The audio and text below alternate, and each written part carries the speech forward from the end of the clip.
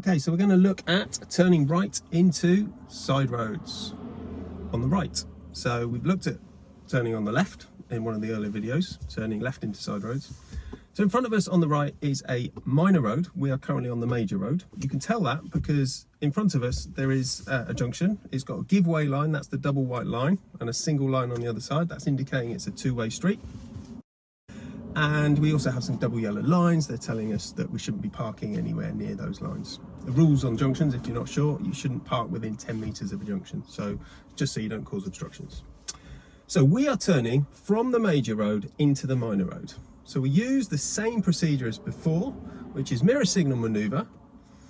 Mirrors, we're going to be checking the center mirror and the right mirror. You're checking what's behind you, how close are they distracted, are they looking like they're overtaking, and also what's in the right mirror, is there anyone overtaking?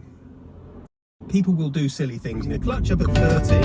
Now I'm not pressing the pedals, my hands are ready to turn, checking my mirrors again, looking into the road, and turning around the centre of that line. Once I'm in the new road, I have to turn behind it, and then I'm looking up the road, looking into the road, there's no pedestrians as of yet, and we continue to the right side because of that parked car.